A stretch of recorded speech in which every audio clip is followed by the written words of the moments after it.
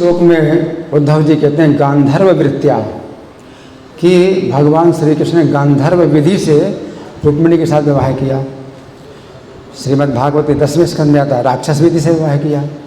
तो मैं विचार कर रहा था कि यहाँ गांधर्व विधि से विवाह किया, तो ये उद्धव जी कह रहे हैं, तो इसमें भी कुछ गहराई है। तो अगर गहराई से देखा जाए तो गांधर्व विधि से विवाह किया है। क्यों? कि रुक्मिणी ने पत्र लिखा, लेकिन चूँकि ये गुप्त पत्र था तो समाज की दृष्टि में तो राक्षस विधि है कि अपहरण किया बलपूर्वक, कन्या का बलपूर्वक अपहरण किया, तो राक्षस विधि से विवाह किया। लेकिन अगर गहराई से देखा जाए तो गांधर्व विधि से विवाह किया, क्योंकि जब जो है मियाँ बीवी राजी तो कौन करेगा काजी तो गांधर्व विवाह था।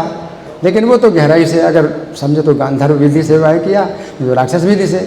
अब राक्षस विधि से विवाह किया तो इसमें हमें समझना है कि पूरी की पूरी कथा जो है राम कथा ही है, राम कथा है ये। क्योंकि जो श्री राम है वही जो त्रेता में श्री राम थे वो द्वापर में श्री कृष्ण हुए, और त्रेता में जो रावण था वो द्वापर में शिशुपाल हुआ, और त्रेता में जो सीता जी थी वो द्वापर में रुक्मिणी हुई, और रुक्मिणी के जो पिता थे जनक महाराज वही जो है राजा भीष्मक हुए। और इसमें भी यही था कि जैसे जनक महाराज सीता का जो है विवाह श्री राम के साथ करना चाहते थे, लेकिन कुछ बाधाएं थी कि धनुष की जो है कुछ शर्त थी। तो उसी प्रकार से महाराज भीष्मक भी जो है रुक्मिणी का विवाह कृष्ण के साथ करना चाहते थे, लेकिन पुत्र रुक्मी है वो जो है बाधा बन गया। अब रुक्मी जो है बाधा बन गया तो ये भी भगवान ने इस प्रकार की योजना बनाई कि वो बाधा हो, कृष्ण और रुक्मिणी के विवाह में के बीच में बाधा होना चाहिए। और कौन सी बाधा होना चाहिए? रुक्मी और शिशुपाल। तो क्योंकि श्री राम को जो है रावण ने बड़ा कष्ट पहुंचाया, सीता का हरण किया, और श्री राम जो है बहुत मतलब विरह में बहुत मतलब कष्ट भोगते रहे। तो आक्रोश जो है भगवान को भी है और वो भी बदला लेना चाहते हैं। तो जैसे श्री राम ने जो है रावण से कष्ट पाया था, तो अब इस बार जो है वो भी जो है उसको उसी प्रकार कष्ट देना चाहते हैं। लेकिन रावण ने जो है सीता का अपहरण किया, वो राक्षस विधि से विवाह नहीं है, ये राक्षस विधि नहीं है, ये तो पूरा अधर्म है। ये पूरा अधर्म है कि विवाहिता पत्नी का जो है उसने अपहरण किया और चुरा करके। लेकिन यहाँ तो श्री कृष्ण जो है राक्षस विधि से अपहरण करते हैं रुक्मिणी का, तो बताना चाहते हैं कि देख राक्षस विधि से वो धर्म के अनुसार जो है कैसे अपहरण किया जाता है, मैं तो उसको दिखाता हूँ, मैं तो उसको बताता हूँ।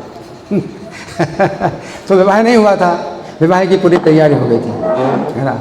शिशुपाल जो है मतलब दूल्हा बन के आया था, सब वेद मंत्रों का पाठ किया, इधर वहाँ रुक्मिणी के लिए भी वेद मंत्र का पाठ किया, लेकिन विवाह नहीं, विवाह की विधि पूरी नहीं हुई थी। तो ऐसी स्थिति में अगर कोई क्षत्रिय जो है कन्या का बलपूर्वक अपहरण कर ले तो वो धर्म के अनुसार होता है, राक्षस विधि से विवाह होता है, वो धर्म के अनुसार होता है।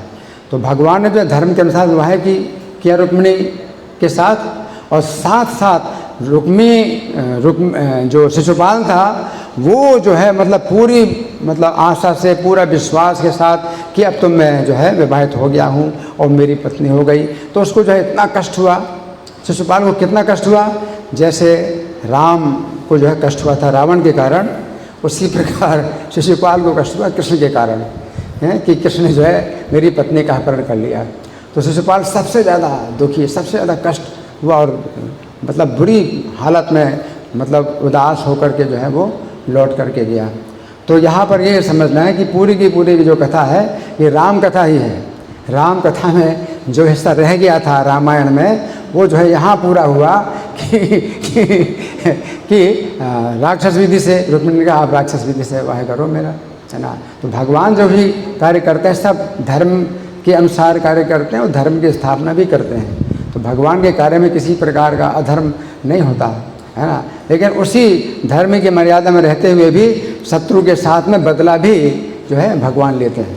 तो अगर हमें किसी व्यक्ति कोई शत्रुता अगर हमें करता है तो हम शत्रु से अगर कुछ बदला भी लेना चाहते हैं तो उस मर्यादा के अंदर ही रहो कि आप कुछ नियम का उल्लंघन ना करो कि आपका भी कुछ कर्म बने। तो हम जो है मतलब अगर चाहते भी हैं कि कोई हमसे शत्रुता करता है तो हम भी उसको कुछ पहुंचाएं, कष्ट पहुंचाएं, कुछ पीड़ा पहुंचाएं, तो आप इस विधि से उसको पीड़ा पहुंचाइए कि आपको कोई कर्म ना बने, आपका कोई उल्टा कर्म ना बने, तो भगवान ने ये भी शिक्षा दी। तो रावण के साथ में जो है श्री राम ने जो है इस प्रकार से जो व्यवहार किया, तो वो जो है एक प्रकार से बदला भी हो गया और साथ साथ पूर्ण रूप से धर्म की स्थापना भी हुई। तो यहाँ जो रुक्मी था, तो भगवान की ही योजना थी कि रुक्मी जो है शिशुपाल को मतलब पूरी तरह से मतलब आश्वस्त करे कि हाँ पूरी तरह से सब तैयारी है ना, और शिशुपाल पूरे विश्वास के साथ आए, है ना, और भीष्मक मना नहीं कर सकते थे। लेकिन राजा भीष्मक ये सोच रहे थे कि कृष्ण जो है अगर आए और अपहरण कर लें मेरी कन्या का, तो ये सबसे अच्छी बात होगी। तो जब कृष्ण बलराम आए कुंडिनपुर में, तो भीष्मक ने बड़ा स्वागत किया, लेकिन ये बात प्रकट नहीं की कि ये अपहरण करेंगे और वो जो है अपनी सेना को तैयार करें कि कृष्ण अपहरण करेंगे तो जो है हम जो है युद्ध करेंगे। भीष्मक राजा जो है अपनी सेना को कुछ भी मतलब ऐसा आदेश नहीं देते हैं कि कोई अपहरण हो। लेकिन शत्रु पक्ष के जितने राजा थे वो सब तैयार थे कि कृष्ण जरूर आएंगे, अपहरण करेंगे कन्या का, हम जो है विरोध करेंगे। शत्रु पक्ष के सब के सब राजा जो है मतलब एकट्ठ हो गए, संगठित हो गए, पूरा यूनियन ना कृष्ण के विरुद्ध है और जरूर कृष्ण जो है करेंगे। तो इस तरह से जो है शत्रु पक्ष के सब राजाओं ने जो है और अपनी अपनी पूरी सेनाएं लेकर के आए। हर कोई, साल्व था, दंतवक्र था, जरासंध था, सब के सब बड़ी बड़ी सेनाएं लेकर के आए। लेकिन राजा भीष्मक यही चाहते थे। और जो प्रजा जब कृष्ण का दर्शन किया, तो कुंडिनपुर की प्रजा वो भी जो है यही मनाते हैं कि अगर कृष्ण जो है अपहरण कर लें, तो ये चाहते हैं कि अगर हमारा कुछ पुण्य हो तो रुक्मिणी को कृष्ण की प्राप्ति हो जाए। तो रुक्मिणी को कृष्ण की प्राप्ति हो गई कैसे? तो शिशुपाल के साथ विवाह हो रहा है, तो फिर भी धर्म के अनुसार ये भी विवाह होगा, कृष्ण रुक्मिणी का अपहरण कर लें। तो सब लोग चाहते थे कि कृष्ण रुक्मिणी का अपहरण करें। और फिर जब रुक्मिणी को लेके गए तो द्वारका में ही, श्रीमद् भागवत के अनुसार तो द्वारका में ही स्वागत हुआ और द्वारका में सब फिर विवाह हुआ। और दूसरी बात ये भी है कि जब कृष्ण जरासंध के जो है युद्ध को छोड़ करके भागे, तो द्वारका में आए, तो द्वारका बसाई पूरी। फिर बलराम जी का विवाह हुआ, वो आए, राजा रेवत आए कुदमी, अपनी कन्या रेवती का विवाह हुआ। तो कृष्ण ऐसा थोड़ी कर सकते हैं कि द्वारका में आए तो तुरंत ही रुक्मिणी से विवाह करें, मर्यादा है, बड़े भाई का विवाह होगा। तो पहले बलराम जी का विवाह हुआ, उसके बाद फिर जो है कृष्ण के पास वो पत्र आया। तो लीला की जो क्रम है, उस प्रकार से लीला का क्रम इसी प्रकार से है कि कृष्ण ऐसे नहीं कर सकते, सीधे कुंडनपुर नहीं गए या जो है तुरंत ही पत्र नहीं आया रुक्मिणी का, पहले वो आए, द्वारका बस गई और खूब अच्छी तरह से सब सुख समृद्धि हो गई द्वारका में। फिर राजा ककुदमी आए और अपनी कन्या रेवती का विवाह हुआ, वो भी बड़ी विधि पूर्वक सब हुआ। उसके बाद फिर रुक्मिणी का विवाह हुआ। तो कथा का जो क्रम है वो इसी प्रकार से है कि वो है श्रीमद् भागवत के अनुसार। तो ये जो आज का जो दिन है वो बड़ा मतलब पवित्र है। रुक्मिणी जी से जैसे कि प्रभु जी ने बताया कि हमें शिक्षा मिलती है और श्रवण की शिक्षा मिलती है, तो उन्होंने कितना श्रवण किया, तो हम इसी प्रकार से श्रवण करें।